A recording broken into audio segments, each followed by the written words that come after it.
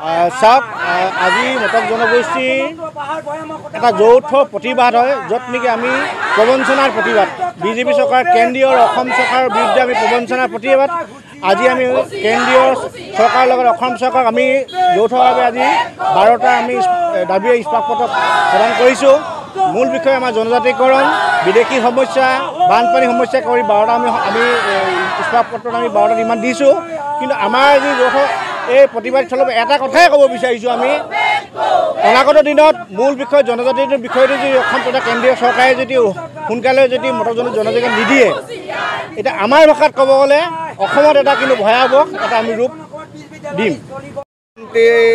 অসমৰ মুখ্যমন্ত্ৰী হিমন্ত বিশ্ব শৰ্মা ডাঙৰে আমাক ঠগিলে, কাৰণ আমাৰ যোৱা বছৰে আমাৰ কথা হৈছিল এবছৰ আগত আমাৰ 6 মাহৰ পিছত জনজাতিকৰণ দিম বুলি, কিন্তু তেখেতে নিদিলে। আজি মটক জনগোষ্ঠী 5টা সংগঠন একত্ৰিত হৈ আজি সংগ্ৰাম কৰিবলৈ ওলাই আহিছে। আমাৰ এই আৰম্ভণিয়ে হৈছে। আমি ৰাজপথলৈ আকৌ হাজাৰ হাজাৰ লাখ লাখ আমি মটক জনগোষ্ঠীৰ আমি লোকসকল আমি ওলাই আহিম। আমাৰ 13 ছেপ্টেম্বৰত আমাৰ এয়াৰপৰ্ট অৱৰোধ আছে আৰু 27 ছেপ্টেম্বৰ আমাৰ মোহনবাৰী বিমানবন্দৰ অৱৰোধ আছে আৰু 4 অক্টোবৰত আমাৰ অৰ্থনৈতিক 100 ঘণ্টীয়া অৱৰোধ আছে। আমি সংগ্ৰাম কৰিবলৈ আমাক বাধ্য নহ'ব, কাৰণ আমাক জনগোষ্ঠী আমাৰ প্ৰাপ্য অধিকাৰসমূহ লাগিব। আমাৰ ইয়াৰ উপৰিও আমাৰ 8টা দাবী আছে। আমাৰ 8টা দাবী যদি আমি ফিলফিল নহয়, কিন্তু আমি ৰাজপথলৈ ওলাই আহিবলৈ আমি বাধ্য হ'ম।